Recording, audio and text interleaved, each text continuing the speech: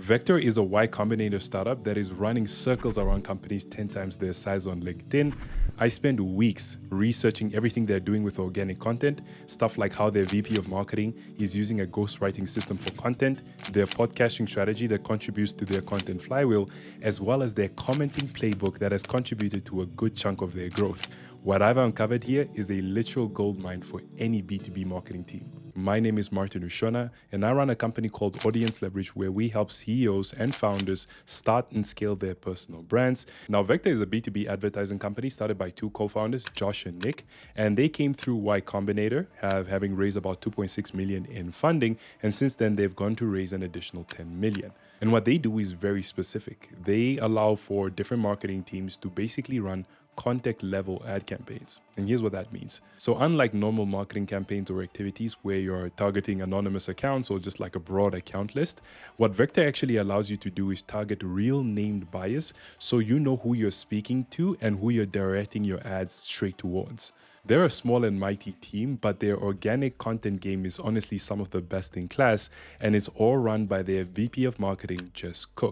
Let's dive into what exactly it is that they've built. So one of the first pillars that I picked up in their organic strategy is something that I call prolific ghostwriting, which is basically the fact that the VP of marketing, Jess, sits down with the two co-founders, Josh and Nick, and she has what I would call content calls, right? So in these content calls, she's able to basically get their different perspective on industry hot takes, product updates, and different stuff like that she can actually turn into LinkedIn posts. So once she's done with her content interview, she's able to run the transcript into Claude that can now actually come up with good first drafts for these initial posts she's going to write. When I first started, I was like, okay, one of the first things we need to work on is like, Josh and Nick, we need you posting on LinkedIn very consistently. They were already posting, but it was like, they're busy, they're founders, like when they have time, when they have an idea. And so I set up some workflows, some AI workflows where like every other week I interview them for about 30 minutes.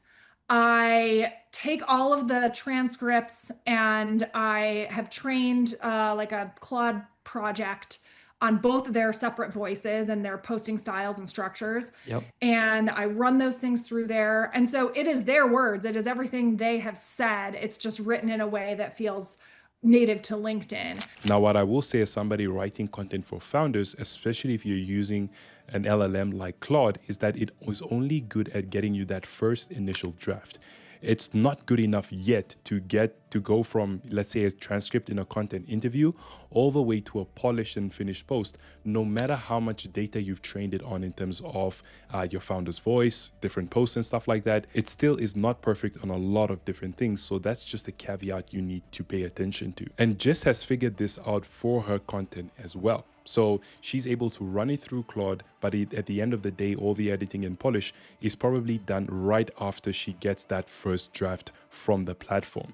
And honestly, this is something that we run at our agency as well, where we sit down with founders, we have content interviews, and then we are able to actually generate polished posts from these different interviews. So this system has worked out quite well for Jess, and because combined they have a total following of 68,000 followers. Here's where things get interesting, because posting polished content on LinkedIn wasn't actually one of their main drivers of growth.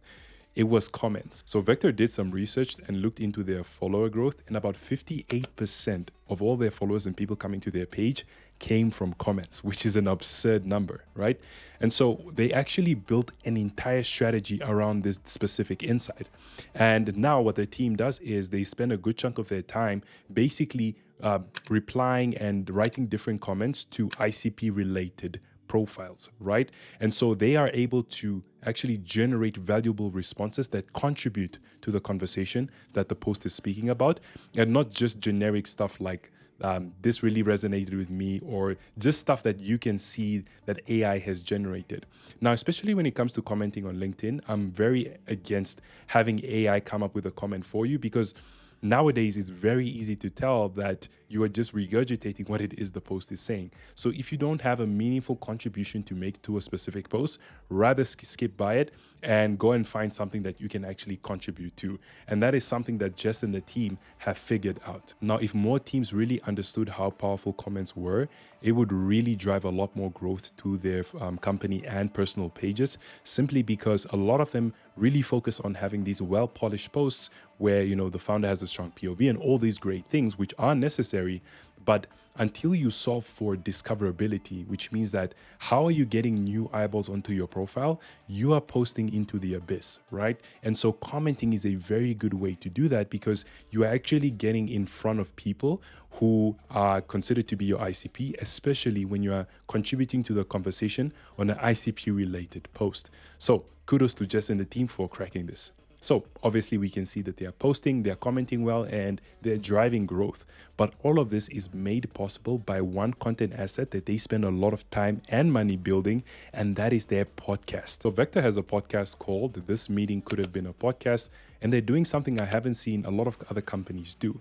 So basically the entirety of the podcast, the foundation of it at least, is basically just a real behind closed doors sort of meeting between Jess and Josh. And basically here they're speaking about all different things that are in relation to their industry and specifically to Vector. So they're speaking about different things like new product development, different projects in the company, like redesigning their website. And so they're almost giving either customers or even potential prospects an in-depth behind the scenes look of what it's like to run Vector, as well as different opinions on the industry. Now, the major payoff when it comes to this podcasting strategy is the fact that 80% of their open opportunities actually watch the podcast. So what does that mean? It means that 8 out of every 10 people who they are speaking to, let's say they are either, they're having an active conversation with them, they've had a meeting or something along the lines, and they are considering actually buying Vector as a product. 8 out of 10 of these people are actually watching the podcast. So you can see just how much trust they're building when they're able to give prospects and people that are thinking about buying from them or are actively trying to buy from them insight into their company. So the ROI that they get from their podcast is much bigger than having their leads and open opportunities watch it. One of the major things that this podcast is able to do is actually drive a lot of the social content that they're producing. And this is only possible through repurposing. The podcast, funnily enough, kind of spurred this, these caricatures of me and Josh that now live out on LinkedIn as well. And so I think that has kind of become a flywheel that I don't think we expected when we started the podcast. I think when we started the podcast, it was we just want to give people really good value and kind of be able to say the things that everyone wants to say to their CEO and wants to say to their head of marketing, but can't because they don't have that relationship. And we do. And we can say those things and we just play off of it. We can be very honest with each other. So I think that's what people really liked about it. But then also that we're we're pretty self-aware, we're pretty self-deprecating. And so I think people love that too. And so it started to play out on LinkedIn. And so I think people, like Josh said, they'll just come up to us and be like, we love everything you're doing. We've seen clips, we've seen the show, we see what's going on LinkedIn. It feels like its own little reality show that's kind of happening on a couple different platforms. But we also do repurpose all of that stuff into newsletters and social content. It becomes blog posts. So the simplest definition for content repurposing is when you take one piece of content, one content asset, and you are able to adapt that into different formats. And that is exactly what Vector does with their podcast. They're able to turn this long podcast that they have, whether 30 minutes to an hour, and they're able to turn that into short mini clips that they can put on LinkedIn, as well as they can build different blog assets from this information that they gathered within the podcast. So now the podcast isn't just one existing asset alone, but it's now one asset that has been adapted into different formats. And this is exactly how you have a content flywheel, where you have this one big asset that takes a lot of time and attention to kind of produce, but from that you are actually able to get other forms of content that contribute to the overall social growth of your company. And another very interesting thing that they do is that they actually make sure that product and marketing are not two separate divisions, but they are fused in one, where the engineering team actually has an OKR to actively sort of push one product feature every single week so that marketing actually has something to speak about consistently. And this is where a lot of the organizations struggle to come up with content relating to the company, because two different departments are so siloed and so individual that they don't draw inspiration from one another. So when you have sort of product and marketing fused together where they're actively speaking to each other, it does contribute to your content social growth, because you are actively able to help marketers better explain the product product, and marketers get feedback that they can then feed to product to make the experience better. So that's the entirety of Vector's organic content strategy. The one key takeaway I want to have for anyone watching this video is that you don't have to have bigger budgets and a bigger team to accomplish something like this.